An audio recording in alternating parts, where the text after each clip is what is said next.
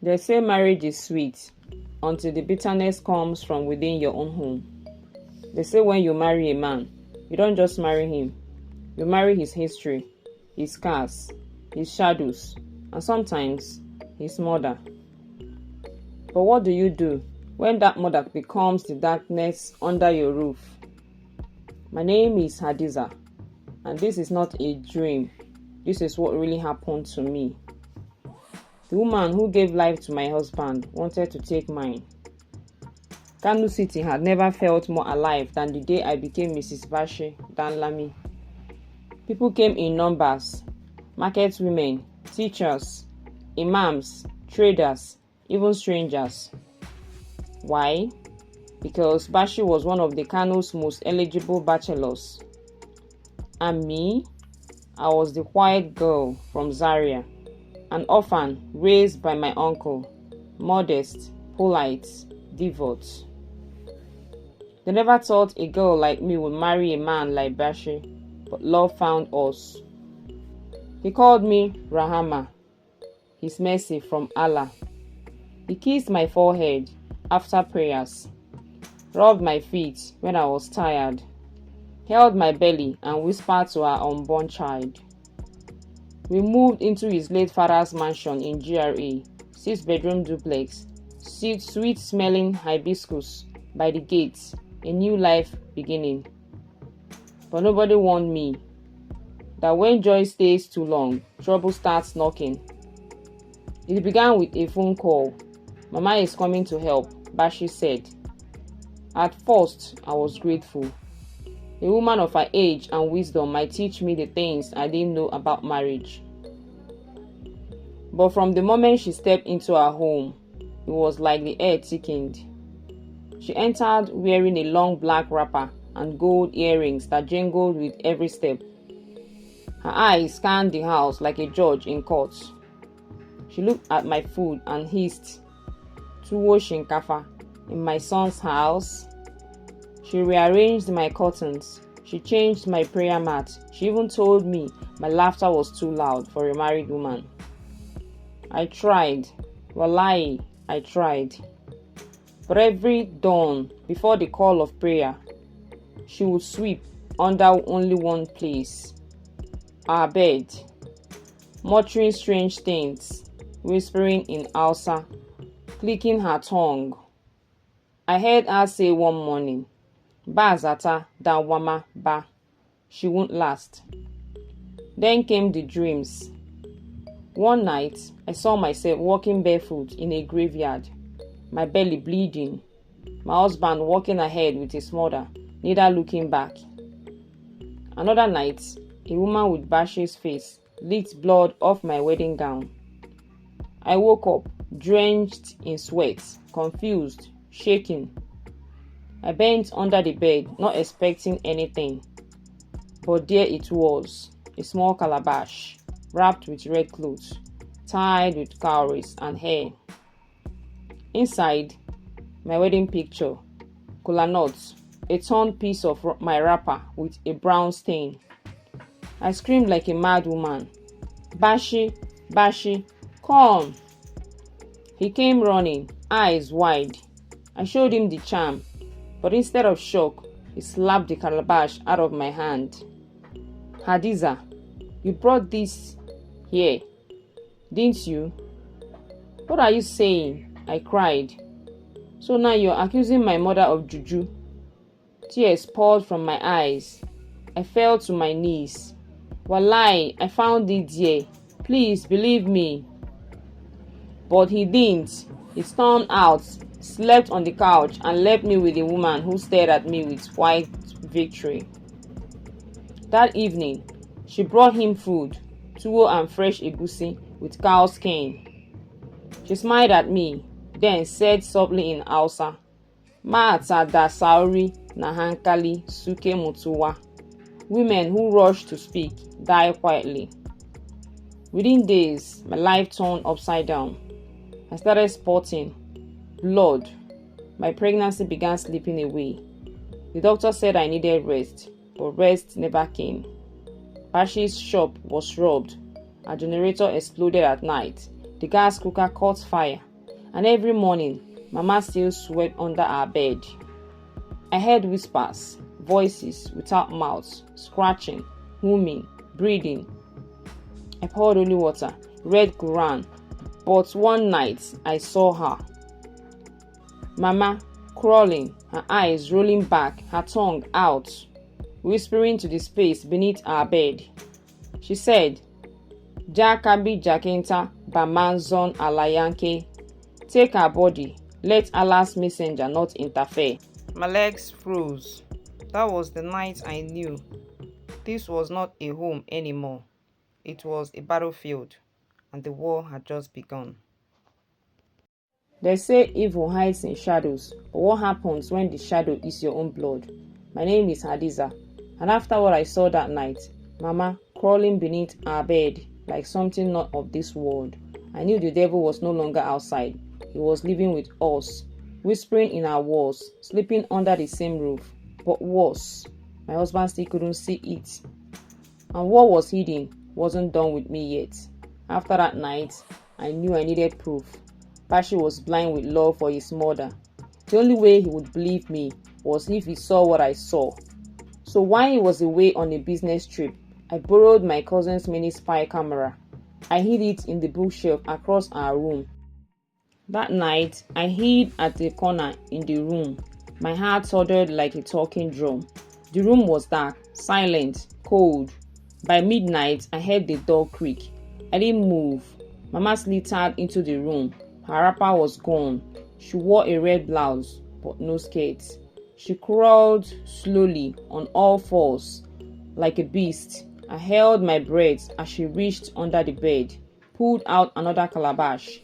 This one was covered in feathers and wrapped with something that looked like human hair. She began to hum. Zata Bashi, Jini, Tazai, Bushi, Runihant, Zaitashi. She will leave him. Her blood will dry. Her soul will rise. Then she spat 3 times beneath the bed. I nearly screamed, but I waited. Let her finish. Let the camera see everything.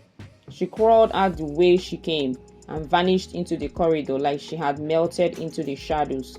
In the morning, I sent the video to Bashir. I waited by the door like a child in trouble.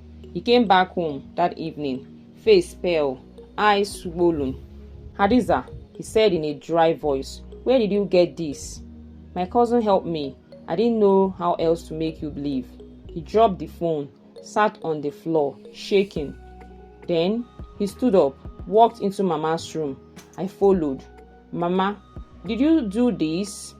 Mama turned slowly, her eyes empty. She didn't speak. She just smiled. The type that eats into your bones. Bashi, she said, do you believe this girl more than me? Mama, the video. Katun Loksin Danachinka Dagakabari. Remember when I saved you from your grave? Bashi froze. What do you mean? But Mama just kept muttering in Hausa. Her hands began to tremble. Her lips shook. Then she screamed and collapsed. We rushed her to the hospital, but doctors said her vitals were normal. She's not sick, the doctor whispered, but something is fighting inside her. That night, Bashir agreed to something he never believed in before, a deliverance. We called Mallam Usman, a respected Islamic cleric. He arrived with Quranic scrolls, holy water, and calm eyes that had seen many battles. He stepped into the house and said immediately, there is a shadow in this home, a woman bound to spirits she invited long ago. He didn't even enter Mama's room. He just stood at the door and began reciting powerful verses. As he prayed, the room shook. Mama began to wail from inside like a trapped animal. Then she spoke, but it wasn't her voice. A thick, deep growl echoed through the house. She is mine. I fed on her tears. I buried blood beneath her womb. We screamed. The Mallam poured the water on the floor and flames sparked from a second before vanishing. He said, this is more than charm. This is covenant level bondage. After the prayers, Bashir didn't sleep. He sat outside on the balcony all night, staring at the moon. By morning, his eyes were red. He came to me. Hadiza, I had a dream. What dream? I whispered. I saw you in white, holding our baby, but Mama was dragging your feet. Then she turned into a black shadow and said, you will not deliver joy in this house. I wept. Bashir knelt before me, held my hands. I am sorry. I should have believed you. I let evil grow where love was supposed to live. That morning, he did the unthinkable. He asked Mama to leave, and that was when her true form began to show. They say when a woman begins to rot from the inside, her smile becomes her mask, her womb becomes her altar, and her footsteps dig graves for the living. Mama had left her house, but her spirit hadn't. That night, we thought we had peace, but evil doesn't just leave because you asked it to. It waits, it lingers, it strikes when your guard is down. 2 days after Mama left, I entered the bedroom to brush my mouth. I opened the sink cabinet to get my toothpaste, and I screamed. There was blood, thick, cloths still warm, in a small brown bowl with Bashir's name scratched into the wood. My hands shook as I carried it to him. Bashir, look. He stared, his face pale. She's still here, isn't she? He whispered. Yes, I said. She left her body, not her power. We poured holy water on the bowl, and it exploded into ashes. That night, we didn't sleep. Mallam Usman returned. He walked around the compound with a wooden stick and prayer beads. Suddenly, he stopped at a corner in the compound. He knelt, dug into the ground with his bare hands. Then he froze. He pulled out a small wooden coffin. Inside were a white cloth soaked in dry blood, a bone that looked human, and a child's shoe. Mallam gasped. This is a spiritual grave, a womb grave. I cried, holding my belly. No wonder I kept bleeding. No wonder I felt heavy in my soul. This grave ties your child to death, he said. She buried it to make sure you never deliver joy in this house.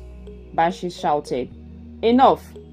He grabbed his keys. I'm going to Zaria to bring her back. She must break this herself. Bashir found Mama in her sister's house. She was sitting under a tree, her hair being plaited, like nothing happened. Mama, he said, kneeling, please, whatever covenant you made, break it. I beg you. She didn't speak.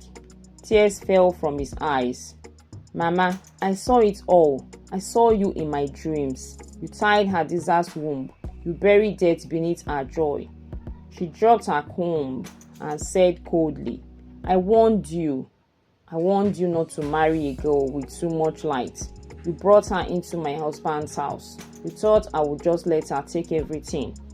But Mama, she's carrying your grandchild. Mama looked up slowly, then smiled, this time with tears. You were supposed to be mine forever, but you left. You placed me with her. Then she collapsed. Bashir brought Mama back to Kano. Mallam Usman gathered other clerics. They placed her in the center of an open space and formed a circle of Quranic scrolls around her. As they prayed, she convulsed, laughed, screamed in a voice that wasn't hers. She would die before the 8th month. Her child belongs to the seal. I wept, clutched my belly, felt cramps, felt heat in my womb. The Mallam shouted, return what you took, break the chain. Mama let out one final cry and fainted. The clouds turned, the wind howled, and then silence. I felt something lift off my back, like a chain broke from my soul. Mallam Usman said quietly, it is done. 3 months later, in a small hospital in Zaria, I gave birth to a beautiful baby boy. Healthy, strong, eyes just like Bashir's. We named him Nasir, the one who survived. Mama, she never returned to her home. Last we heard, she became quiet, spoke to herself often, stared at the sky like she was waiting for something that never came. Some say she's still looking for the spirit she called. Some say she regrets everything. But me, I sleep in peace now because under our bed there is no more charm, no more blood, only prayers. Moral lessons. Evil thrives in silence. Speak up early. Hadiza's life began to fall apart the moment she kept quiet out of fear. Speaking up and seeking help early saved her and her unborn child. Not everyone in the family wants the marriage to succeed. Even those closest to us, like in-laws, can become hidden enemies when jealousy and spiritual rivalry are left unchecked. Spiritual battles require spiritual weapons. No amount of logic could stop what Hadiza faced. It took prayer, faith, and deliverance to break free from generational curses and demonic altars. Love must be brave enough to confront evil, even in your own bloodline. Bashir's turning point came when he had the courage to face the truth about his mother and protect his wife, though it hurts. Jealousy, when left unchecked, becomes a weapon of destruction. Mama's hatred wasn't born from just evil. It grew from unchecked jealousy, insecurity, and a refusal to let go of control. No charm or spell is greater than divine mercy.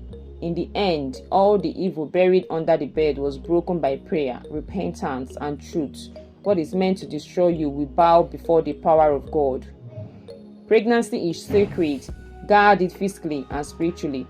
Hadiza's story shows that everyone carrying a child is not just physical process.